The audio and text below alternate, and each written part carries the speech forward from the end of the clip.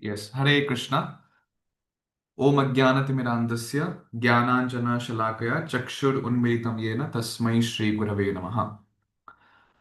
So, Hare Krishna, everyone, and I welcome you all for uh, today's presentation.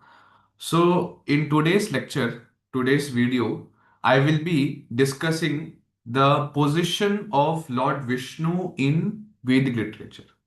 How Lord, what place or how the descriptions of Lord Vishnu is there, and how the Vedic literature it describes the position of Vishnu.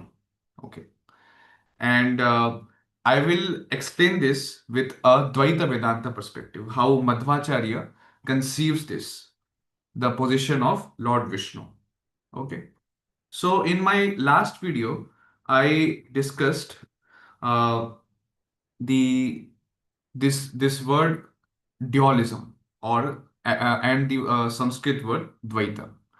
So usually in if we consider this word dualism, the meaning, the English meaning which it conveys, and the meaning which is there in the dictionary, and how the Westerners or the how the this word is associated with a completely different kind of Western thought, like completely different kind of etymological meaning, that it is far away from what Madhvacharya actually wanted to uh, express through the word Dvaita.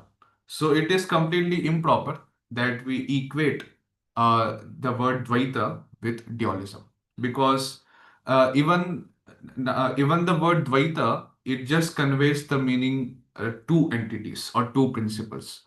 But this word Dvaita does not inform us, or it does not convey the hierarchical relationship between the two principles. Okay. Because it is not that these both two principles or the Dvaita, they are on the same position, but one is dependent on the independent. So there is Swatantra Tattva and another one is Paratantra Tattva. So, so that's why they don't stand on the same position, but they have some hierarchical position. That's why this word Dvaita, it also does not completely or does not convey the intrinsic or the intricacies uh, the philosophical concept that Madhvacharya gave. That is about these the Paratantra Tattva and Swatantra Tattva, these two principles. So that's why this Dvaita, the word also does not give the holistic picture about these two principles. And the word dualism also does not give the full picture. The word dualism could be the meaning which it conveys. It could be very much relevant to what Sankhya philosophy conveys or the Sankhya philosophy expounds. Sankhya philosophy informs us that in that the Dvaitatva, it's explained as Purusha and Prakriti. Purusha versus Prakriti. So they accept that two are independent tattvas. Purusha is also there and Prakriti is also there. So they are having equal strength, equal. They are placed on the equal stand. Okay, equal position. So the word dualism could be said in the connection of Sankhya dualism. That is fine. But if we consider the dualism being expounded by Srila Madhvacharya, or we will not use that word dualism, but the acceptance of two principles. So that the acceptance of two principles and the intricacies between them, the dependence of Paratantra Tattva on Swatantra Tattva, the hierarchical relationship, that is not at all conveyed by uh, the the word dualism, or even not explicitly explained by the word Dvaita. So that's why we suggested that Swatantra Advitiya Brahmavad. This term could be conventionally used in even among the Dvaita, even among the society of the followers of Madhvacharya, so that it conveys a very clear meaning of what actually Madhvacharya explained. So this was all of the this was all about the synopsis of what I discussed in the last video. So with this foundation, after we learned about actually what is the Dvaita, and because it's very important before we delve into the topics of Dvaita Vad or the Madhva Vedanta, it's very important that we are very much clear about the philosophical, the metaphysical, the the concept, okay, which Madhvacharya gave. So it should be very much clear. Even if we use some terms, the meanings which we convey to it, it's very much important that we clear this up. Otherwise it just creates a lot of misunderstanding, and it has happened in recent times that the Westerners they have thought about this Dvaitavad as hopeless dualism. This term they have used to convey the Madhvacharya's philosophy, but that is completely wrong. Hopeless dualism, it's they inform that the two independent realities, they are conflicting each other because they stand on the same position. And even after liberation also, the jiva does not become one with the Lord. It means that the liberation is fragmented or it is incomplete for the jiva. And that's why the Dvaita philosophy, the philosophy of Madhvacharya, is completely hopeless. Yes, because even after liberation, the jiva is not one with the Lord, but it is distinct. So that's why still there is some conditioning through because of which there is a distinction between jiva and Ishvara. So that's why they have coined this term hopeless dualism to convey the meaning, or to convey uh, the philosophical concept of Madhvacharya. So, but that is wrong. So, Madhvacharya does not actually explains this in that way. So, even though there is distinction after liberation, still the jiva gets liberated, and the jiva is properly constitutionally situated as the servant of Lord Vishnu. So that service or that dasatvam can happen even after liberation, and that is only what is called liberation. So the definition of liberation is also different than what Shankaracharya propounds. Shankaracharya informs that after liberation the jiva merges into Brahman, but that is not the case with Madhvacharya's philosophy. Yes. So by negating this, both the Shankaracharya's monism and the Westerners, the the concept of, or the term which they have coined hopeless dualism, these both terms, or these both improper conclusions of the improper conclusions, so they both are refuted or negated. So, with this foundation, the present session turns to scriptural evidence, especially the Vedas, showing how Vishnu is established as a supreme Swatantra reality, particularly through the doctrine of Sarvanamavan. Now, a very important concept it is. Madhvacharya, he expounded mainly the nine prameyas, or the nine truths. What is that? The nine realities. That is, the very first one is Harif Paratamaha. And if we can see in Srila Madhvacharya's books, the books which are written by Madhvacharya, they are uh, they are called as Sarvamula Granthas. And while if we study those Sarvamula Granthas, we can see that again and again, Madhvacharya, whenever the topic comes up, and in his independent works also, not only just the commentaries on the Prasthanatrayi, but repeatedly he has written many books just to explain the Hari Sarvottamatvam, or the greatness of Lord Hari, the the topmost position of of Lord Hari. So this is very much repeatedly being affirmed, and he has quoted a lot of shastric evidences to explain the Hari Sarvottam in his books.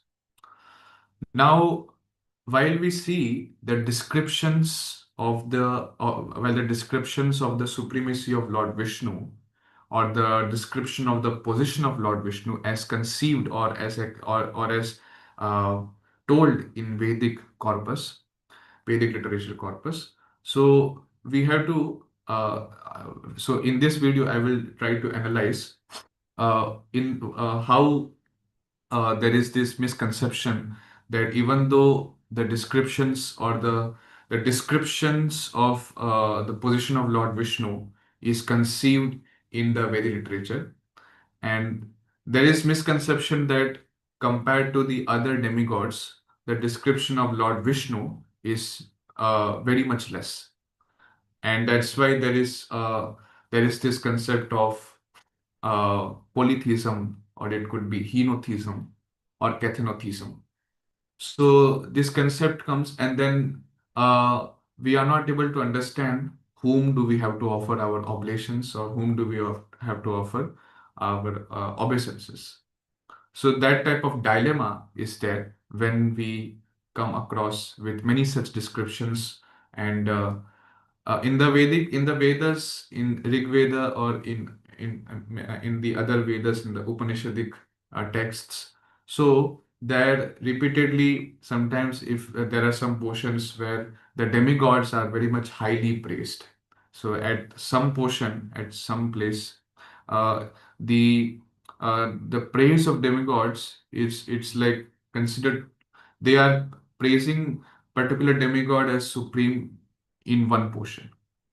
Then at the another place in Upanishads or in the Vedas, they are um praising that particular another demigod as the supreme. So the praise which is done for this demigod and another demigod, and at that time they praise in a way that that demigod is only the supreme, the most supreme. In other place also they are praising the demigod in a way that he is the only supreme.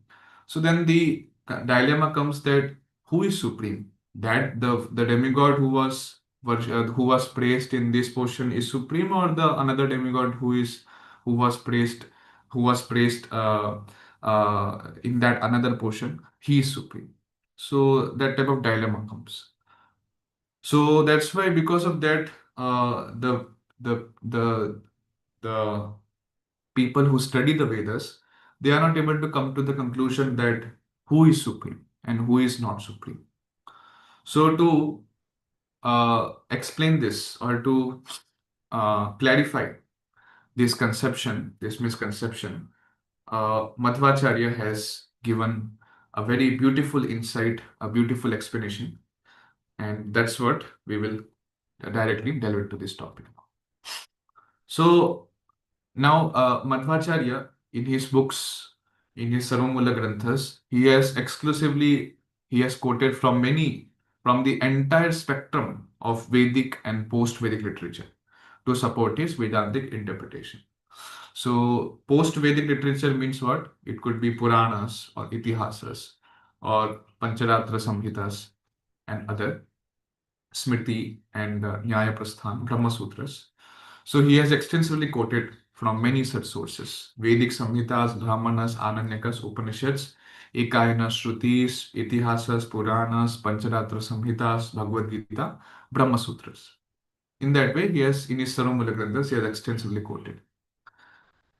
Madhva's Vedanta is thus deeply rooted in Shruti and Smriti, and not based on selective citation.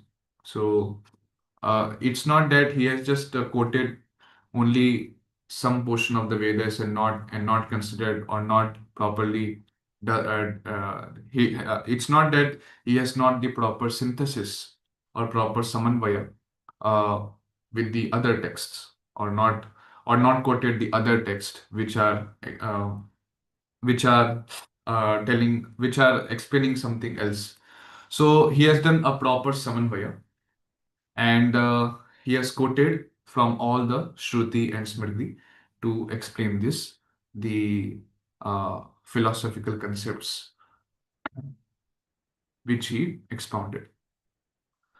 So the methodological approach. So what methodology Madhvacharya uses in his granthas. So to properly understand the nature and extent of scriptural support for Madhva's philosophy, it is necessary to trace the historical development of religious and philosophical thought in these texts and follow the classification and chronology accepted by modern scholarship. This provides a sound historical background for evaluating Madhva's claims. So it is very important actually if we want to understand how, the extent or the nature of scriptural support which is found in Madhvacharya's philosophy. To understand it is very much important that we trace the historical development of this philosophical thought, different different philosophical thoughts, uh, which is explained by even other sampradayas also. And uh, and then also we do the proper classification and chronology which is accepted by modern scholarship. So understanding all these concepts properly, then we can properly understand how the extent or what is the nature of the scriptural support provided in Madhvacharya's books. Yes. So according to the core doctrines of Madhva supported by the Vedas. So Madhvacharya, according to Madhvacharya, Lord Vishnu is the one supreme reality. So as explained, Hari Sarvottamattva, and Lord Vishnu is the creator, preserver, and controller of the entire world of Prakriti and Jivas. And he mentions world experience is real. So Jagat Satyam. And souls are many. Jiva Bheda. And they are eternally dependent on the Supreme. Okay. This is there. And even among the Jivas also there is Bheda. So there is Bheda between Jiva and Ishvara. And there is Bheda between Jiva and Jiva. Among the Jivas there are differences. There is distinction. And Jiva and Prakriti, there is Bheda, and Prakriti and Ishvara, there is Bheda. Like that. So such type of Bheda, these five types of Bhedas are accepted in Madhvacharya's philosophy. And the Bandha is beginningless. So the bondage which is there, the bondage of souls, the Jivas, those who are conditions, so it's since time immemorial. It's beginningless. And the liberation is attained only by the grace of God, Ishvara Prasada. So liberation can happen only by the grace of Lord Vishnu. No one else can grant liberation. Salvation is described as, what is the definition of salvation? That a state of active enjoyment of supreme bliss or the attainment of Parama Ananda, and not a mere cessation or dissolution. So, not just that a person is uh, only being freed from the bondage, but in the liberation, he experiences the Paramananda. So, that is what it constitutes salvation. In this way, these doctrines receive clear support from the Vedic hymns. So, Madhvacharya's what he had, the Madhvacharya's doctrines. So, this is very much supported uh, from the Vedic literature. And he explains the identification of Vishnu with Brahman. So, Lord Vishnu is the god of religion and the Brahman of Vedanta. So, in Vedanta, wherever the word Brahman comes, it has to be identified as Lord Vishnu. And he, Lord Vishnu, is the one supreme real Ekam Sat of the Vedas. So, in that way, Madhvacharya explains the position of Lord Vishnu. So that Brahman is only Lord Vishnu. Even in Vedanta also, the meaning of Brahman should be properly understood. Now, the Vedas, there is one problem in Vedic literature. So, the Vedas appear to speak of many gods, which has led to theories like polytheism. So, when the Vedas, the Vedic literature, it speaks of many gods, Indra, Surya, Chandra, and other gods. So, it has led to theories like polytheism. What is the meaning of polytheism? It means the belief in many gods. The belief in many gods, each having independent and ultimate authority in different domains. So the polytheism, it means that the belief in many gods. So we have the gods like Indra, and other. We have Chandra and Surya, Varun, and many other. So there are many demigods, many devatas, which Vedas actually glorify.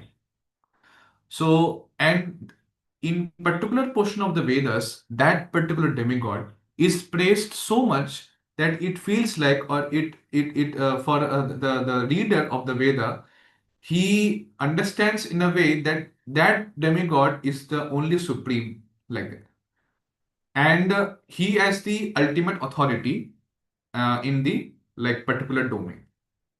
Okay, so each demigod is having different. He is independent, and each demigod is independent, and he is the controller of that particular domain. Like so, Chandra is there, and then we have Surya and many other demigods. They are independent, and they are having controllership in the different domains. So this is what is called polytheism, the acceptance of the belief in many gods. So then another theory uh, is the cathenotheism. Cathenotheism, or it is henotheism. What is the meaning of cathenotheism? It is the practice of worshipping one god at a time as supreme. So the practice of worshipping one god at a time as supreme. So in one portion of the Vedas, the description of that particular god is explained, or it is the Vedas glorify that that particular demigod is only the supreme. So they while accepting the existence of other gods also, without denying them, but still in that portion of the Veda, that god is actually praised as supreme. And in another portion of the Vedas, another demigod is considered to be, or is glorified as supreme. Okay. While, but still, even while they are accepting the existence of other gods also, but still, in that particular place, in that particular time, in that particular portion, the worshipping or the glorification of demigod uh, is uh, is done with a lot of, like, they consider the demigod to be supreme. So in that way, these two types of theories it has led to when Vedas appear to speak of many gods, polytheism and cathenotheism. So Madhvacharya resolves this issue in two key ways. So how does he resolve this issue? The very first resolution is Sarvanamavan doctrine. So how the Sarvanamavan doctrine. And Madhvacharya correlates the various Vedic deities to one supreme being. And Madhvacharya, this term which he has coined, Sarvanamavan, it is actually uh, written, it is actually explained in the, he has also given scriptural evidence for this doctrine. So he has not something invented, but he has already, he has given Shastric evidences also to explain this. So in Rig Veda 1.164.45, he identifies this supreme as the Supreme Lord as Sarvanamavan, the being who is sung under many names. So that Supreme Lord Viṣṇu, he is only having different names, and he is only being sung under many names. So, like that. And in another place, Rig Veda 10.82.3 is described the bearer of the names of all gods. So, all the gods who are described in the Vedic literature, Lord Vishnu is the bearer of all the names. Okay, like that. So, in that way, the Sarvanamavan doctrine is there. Sarva Namavan means all the names, all the gods' names which are described in the Vedas, uh, he is the one who is having, or he is bearing all of those names. So whenever there is description of or the glorification of Indra or Surya or Chandra, these all God, the descriptions or the glorification of these gods, they have to be understood that they are glorifying Lord Vishnu only, and Lord Vishnu is only having these names Indra, Chandra, Surya. So these are only his names. So this is actually true, because without the very first thing is that also in the Shastras it is mentioned in Vaikuntha Loka there are the prototype demigods. In Vaikuntha Loka there is prototype demigods, or the demigods which are there in this material world, in the Svarga Loka. So those who are like Indra, and those whom like generally we consider them the demigods in this material world. So their very existence is actually there because that demigod with the same name who is there in Vaikuntha Loka and who is Vishnu Tattva. Okay, so in Vaikuntha Loka, the same name, like for example, if we take example of Lord Indra. So Indra in the material world, he is Jiva Tattva, that is fine. But his very existence is dependent on Lord Vishnu. Okay. And in Vaikuntha Loka, also there is the deity, there is Indra, but that Indra is actually Vishnu Tattva. And because of that, because of Lord Indra, who is there in the who is there in the Vaikuntha Loka, who is Vishnu Tattva, because of him only in the material world there is Lord Indra. So he is the Indra's very existence is dependent on the Indra of Vishnu Tattva. So Vishnu Tattva means that is the one supreme being. Okay. And the second point is that in the Vedic literature, so whenever there is description of the demigods, of the glorification of the gods, that Lord Indra is supreme, Lord Surya is supreme, or Lord Chandra is supreme, in that way there is a lot of glorification. So there should not be any such misunderstanding, or it should not result in henotheism. But it should be understood that Lord Vishnu is Sarvanamavan, or he is only bearing all the other names. So the being who is only sung under many names, Indra, Surya, Chandra, like that. Okay. So in that way we have to understand. And also we understand, this is also explained in Madhva's literature, that whenever the Vedic literature he glorifies that particular demigod, it should be understood that the Paramatma sitting inside that demigod, he is glorified, not the Jiva who is the demigod, not that one, but the Paramatma who is sitting in the heart of that demigod is being glorified. So in this way, we understand that the Sarvanamavan doctrine is there. Now, this Sarvanamavan doctrine, it's not that something which Madhvacharya invented or he's having his own interpretation, not like that. But it is explained in Rig Veda. So, and many other literature, it is being expounded. So if you see in Rig Veda 1.64.45 and another place 10.82.3, in these all places, this Sarvanama one doctrine is affirmed. Okay. Then the second resolution for this concept of polytheism and cathenotheism, which these theories are led by the by when Vedas appear to speak of many gods. So the second resolution for this problem is that identification of Sarvanamavan with Vishnu. Now Madhvacharya equates Sarvanamavan with Vishnu, okay, and understood etymologically as the one who is Vyapta.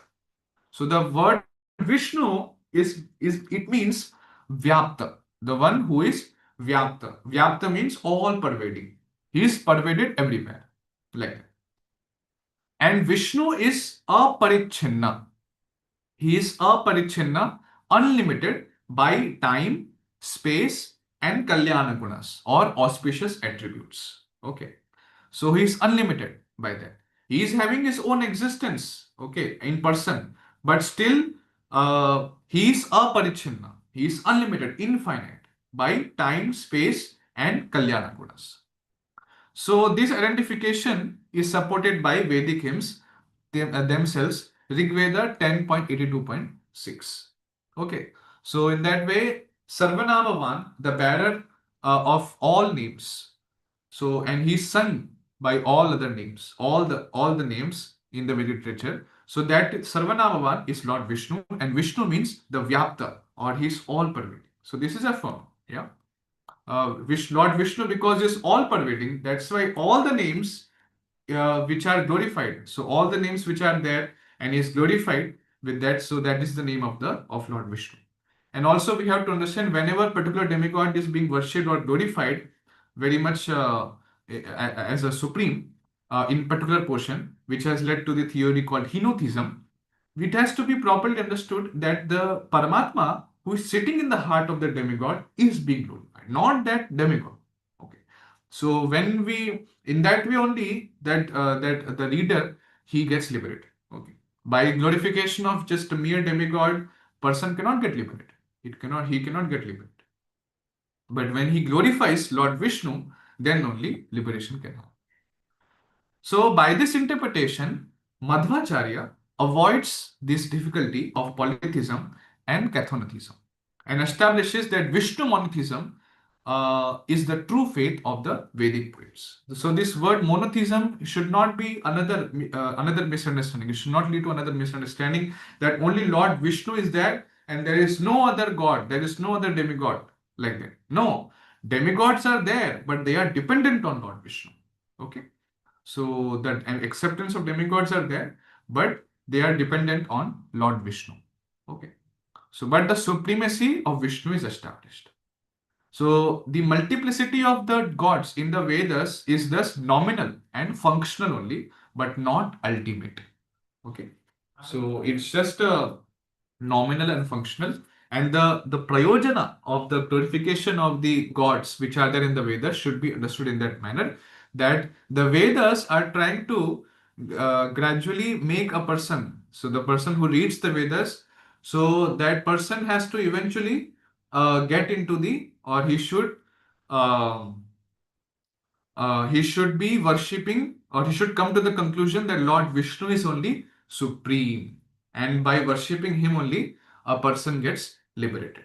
Okay, so from the descriptions that a person can get different benefits or some material enjoyment, some material benefits by worshipping some demigod.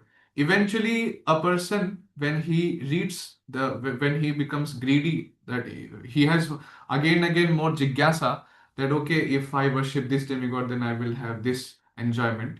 So when he continues to read the Vedas, then the Vedas direct him eventually to the ultimate Shreya. Ultimate Shreya, what is that? That to worship Lord Vishnu, okay, and to do the bhakti of Lord Vishnu only, by which one can get eternally liberated from this material bondage. So that is what actually Vedic literature is trying to do. And whenever there is glorification of demigods, it should be understood in that way that Lord Vishnu is only being glorified. So this is a perfect resolution given by Madhvacharya. Now, the modern scholarly view on the position of Vishnu. So, modern scholarly, those who are very much believing in the statistical aspect of how many times Lord Vishnu's name is mentioned in the Vedas in that way. So, the modern philosophers, the modern scholars, so they propound, their viewpoint is, according to modern historical and philological scholars, Vishnu occupies only a subordinate position in the Vedic pantheon. So Vedic pantheon means it's a hierarchical group of deities mentioned in the Vedas who represent different cosmic powers and functions and are worshipped within the Vedic religious system. So pantheon is like many different hierarchical group of deities or demigods mentioned in the Vedas. So each god is having some power, some cosmic power, and their respective functions in respect to the creation and other uh, the the other in respect to the creation of this universe, in maintaining this world, and in the dissolution of this world. So, according to them, Vishnu occupies only subordinate position in the Vedic pantheon. And what is their argument? Their argument is primarily statistical in nature.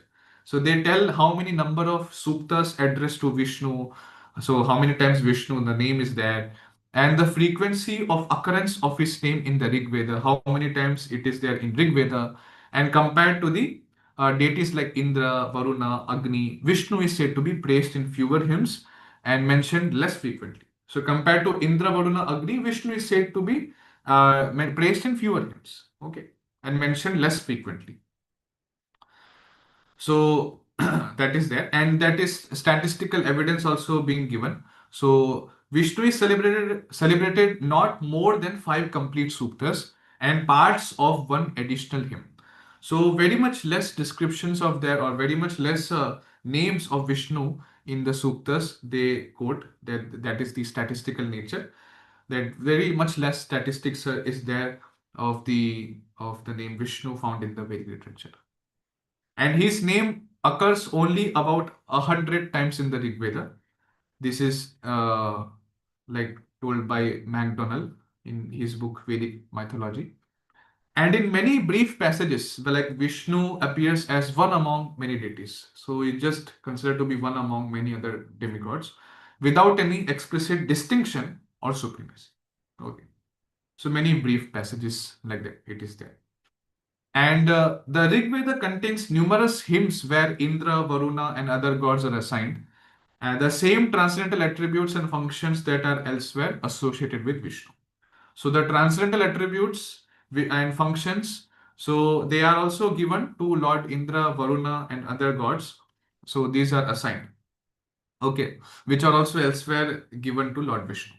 So specific examples they cite, that is Rig Veda 8.12.27. So Vishnu's 3 strides. 3 strides means that Trivikrama. Okay, Lord Vishnu's form of Trivikrama. He took 3 steps.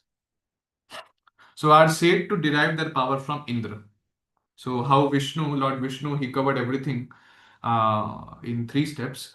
That pastime of Vaman Dev. It's that power actually he has derived from Indra. That's what Rig Veda tells.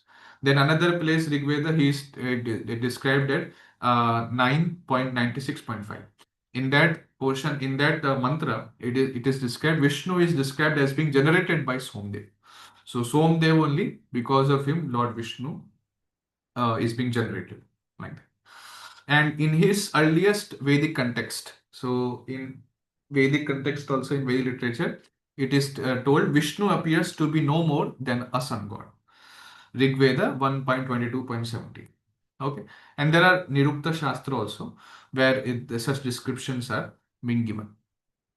So these statements have to be actually, first of all, it has to be understood in proper context. Okay, what proper context those descriptions are there, and in what manner and why those descriptions are there. In what manner actually, in what pastime or in which episode Lord Vishnu is being compared to compared to some other demigod.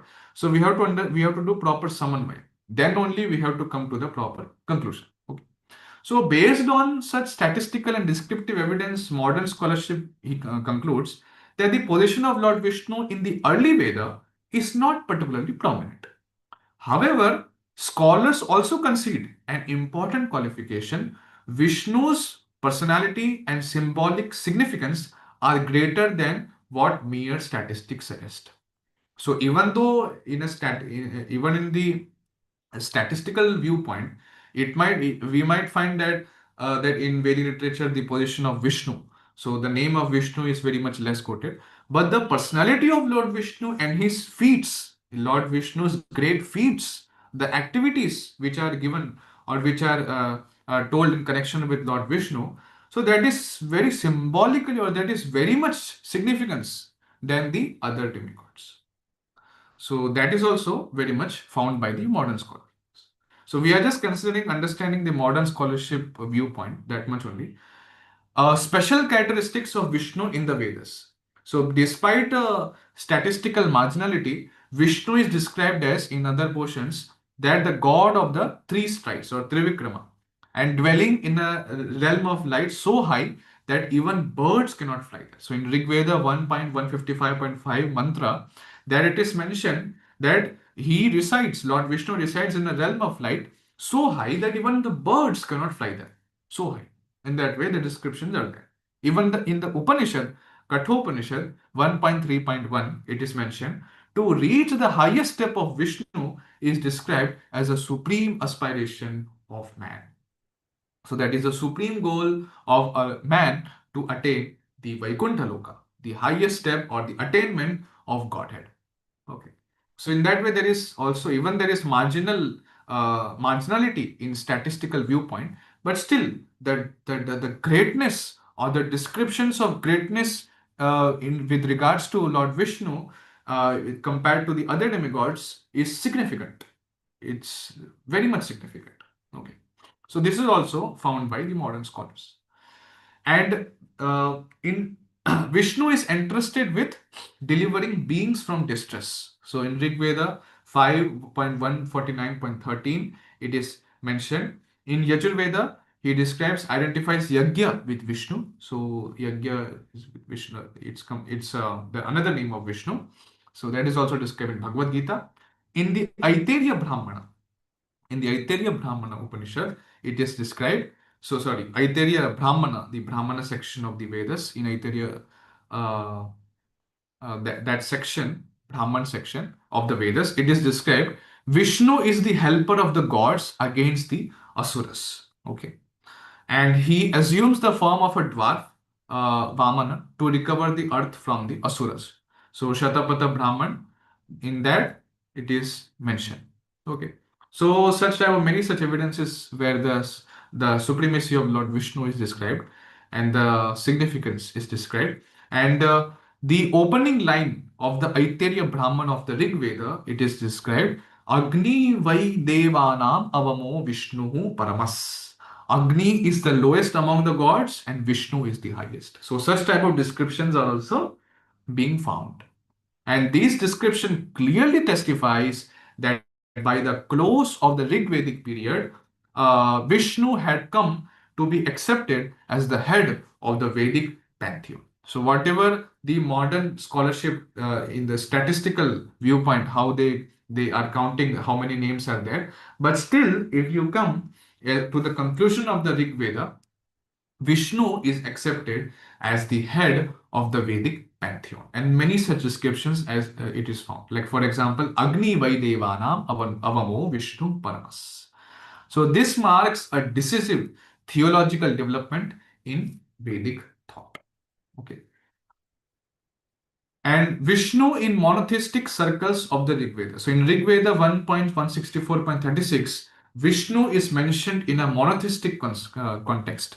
So monotheism as defined here means acknowledgement and worship of one true God and denial of independent cosmic jurisdiction to other gods. So monotheism has to be understood in this context, that acknowledgement and worship of one true God, and we deny that there is another demigod who is also independently. He is the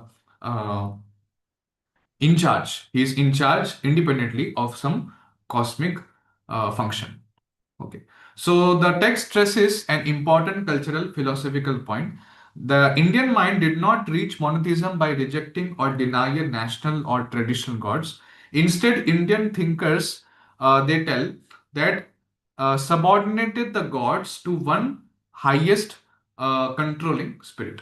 So the all the other demigods they are actually subordinate to the one highest controlling spirit. So that is what true monotheism is.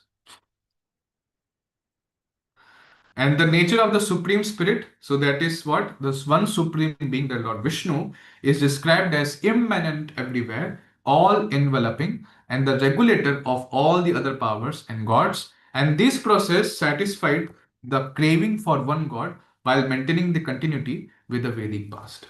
So, as described in the Vedas, in the Vedic literature, that the Lord Vishnu is the head of the Vedic pantheon. We can see many such evidences are there in Upanishads uh, that the Lord Vishnu is described, and also the doctrine of Sarvanamavan. So through that also we come to the conclusion that Lord is the supreme, Lord Vishnu is the supreme, and all the other gods they are actually dependent on him, they are subservient to him. So this problem of identifying the one supreme. Despite this progress, a key difficulty remains. The precise identity of the one supreme reality continue to trouble earnest seekers both then and now. So even though because of that, but still there is a the precise identity of the one supreme reality. That problem is still there. And henotheism as a traditional phase. So the cathenotheism, or in one particular portion that demigod is considered to be supreme. So in that way, uh, henotheism in the Vedas is described as one of several attempts to identify the supreme. But henotheism, this always has failed.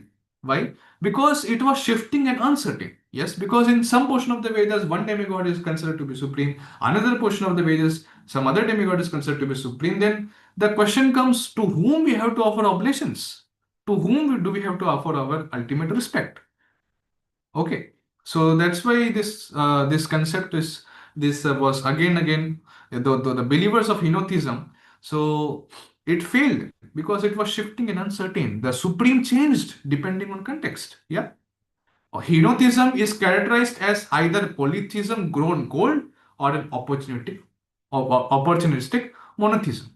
Yes, so. Uh, Opportunistic monotheism means whenever there is opportunity, so at that time there will be this monotheism will be established in regards to that particular demigod. Okay, so hence it did not provide any real satisfaction, because henotheism will always fail. And because of that, the crucial question again came, Kasmai Devaya Havisha Vidhema, to which god should we offer our sacrifice? And the question demanded a definitive theological resolution. So earlier approaches like henotheism failed to give a definitive basis for subordinating minor gods to one supreme. The unresolved question was, on what principle or criterion can the supremacy of the one be grounded? So, what criteria we should follow? We should have on which the supremacy of the one should be grounded. So that criteria was not actually there. That criteria was, it was unanswered. Okay, it was that question was always there. And without such principle, what happened? Subordination of gods remained arbitrary. Okay. So arbitrary means it was just opinion. It was very much subjective, and it was based on a particular context, or based on a particular person's understanding that the descriptions. So subordination of gods were actually very much arbitrary, and that was very much difficult to understand, and based on individual fancy or passing moods. So those who are having some emotional, uh, connection with that particular demigod, so they will be glorifying and they will be considering that demigod to be the highest. And in that way, it was very much difficult to ascertain that who is the one supreme. And it was this thing, henotheism. So it was like not on any logical or metaphysical criterion, and there was no such any logical criteria through which that supremacy of the one being grounded. the concept of henotheism. And henotheism subordinated gods. So, what did it do? The weakness of henotheism is it subordinated gods temporarily, contextually, and emotionally. And its weakness lay in the fact that it did not ground divine supremacy in any objective or universal principle. So it did not ground, and in any it did not ground its divine supremacy based on any universal principle. And it merely just what did it do? It just merely postponed the real question, Kasmai Devaya Havisha Vidhya, to which God should we offer sacrifice. So for true monotheism to emerge, it was necessary to find a principle applicable in all cases. That's why there should be some principle or criteria through which we can understand who is the supreme, and by which all the demigods, the other gods, could be systematically subordinated to one supreme reality. And such a criterion had to be logical, scriptural, and universally valid. So that's why there was a need for that universal criterion through which we can understand that all the other demigods, they are subservient or subordinate to one supreme reality. So Madhvacharya Siddhanta of Sarvanamata assigned to Lord Vishnu is uh, very much actually clarifying this and answering this question, and clarifying these misconceptions or the theories which are emerged of henotheism or polytheism. So Sarvanamata means the condition of being the bearer of all names and the one supreme who is praised through all divine names. And this principle was clearly adumbrated in the later mandalas of the Rig Veda. In Rig Veda, in the later mandalas, in the later sections, it was clearly mentioned that Lord Vishnu is only the bearer of all the other names, and he is only to be glorified. And all the glorification which are done to the demigods, the Paramatma sitting in the heart of the demigod, all the glorifications, they are going to there, or we are glorifying to that Paramatma. So that's why he is in that way, Lord Vishnu is the only supreme, and all the other demigods, they are subordinate to him. And there are many such scriptural bases for Sarvanamata. You can find Indram Mitram Varunam Agnimahu Ekam Sat Vipra Bahuda Vadanti Yo Ve Devanam Namadha Eka Eva. In Rig Veda, it is described. The one reality is called Indra, Mitra, Varuna, Agni. The wise speak of the one in many ways. You see, Ekam Sat Vipra Bahudha Vadanti. And yo yaha devana namadha eka eva. He who is the one bearer of the names of all the gods. This is also uh, uh, written in the Rig Veda. Those verses establish one supreme reality addressed by multiple divine names. Okay. And the nature of the supreme, according to Sarvanamata, is the supreme is one, praised by all names, the ontological ground of all the deities, and other gods do not possess independent supremacy, but they function as names, powers, or manifestations of the one supreme being. Okay. So that's why the Madhva's identification of Sarvanamavan with Vishnu. So he makes his stand on this Vedic text and identifies that Sarvanamavan is Lord Vishnu. And it does not just merely rest on explicit verbal declaration. It's not like that. But on the significant personal characteristics or lakshana of Vishnu. And these are clearly discernible in the Rig Veda text. And Vishnu also, the meaning of Vishnu is Vyaptaha. So Vishnu is also alone exhibits all pervasiveness. He is only all pervasive. He is the supreme, and he is having the salvific power. Salvific power means the God who can provide, who can give liberation, and he is the transcendence combined with immanence. So he is transcend. He is transcended. There is no uh, material inebriety, or there is no material uh, any such fault on Lord Vishnu, and he is all pervasive. Okay. So in that way, there are many such descriptions of Lord Vishnu and many such quotations where Lord Vishnu's supremacy is actually explained. Okay. So that's why the question, the unanswered question, because which was resulted, and it appeared that Vedas speak of many names. It resulted in polytheism and henotheism, and the question which was again being postponed and unanswered due to henotheism was Kasmai Devaya Havisha Vidhema, and it finds its final answer in Madhva's Vedanta, that is Vishnu alone is Sarvanamavan, Swatantra, Ekam Sat. He is the one alone, the supreme reality, and he is the Brahman. Okay. So in that way, the clarification happens.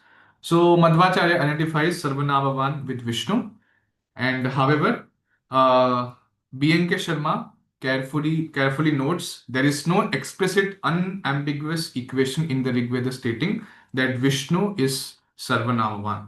So in Rig Veda, it is clearly mentioned that that it is clearly mentioned that Vishnu is the Sarvanamavan. Okay. And therefore, Madhvacharya's identification does not rest merely on a verbal equation, but on objective criteria or the lakshanas fulfilled by Vishnu.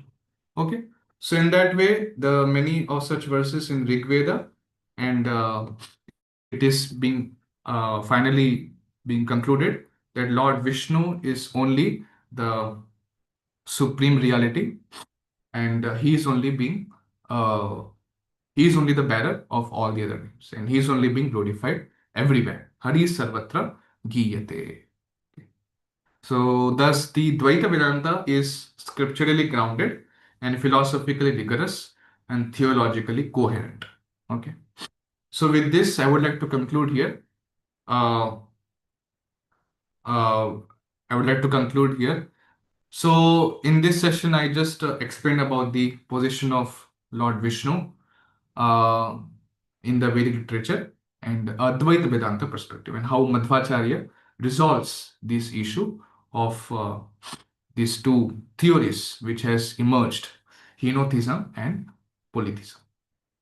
So thank you so much for hearing and being in this video. In the upcoming classes, in the upcoming videos, I will be talking about some other topics, some other philosophical tenets in Madhva Siddhanta. Yeah. Thank you so much for watching. Yeah. Hare Krishna.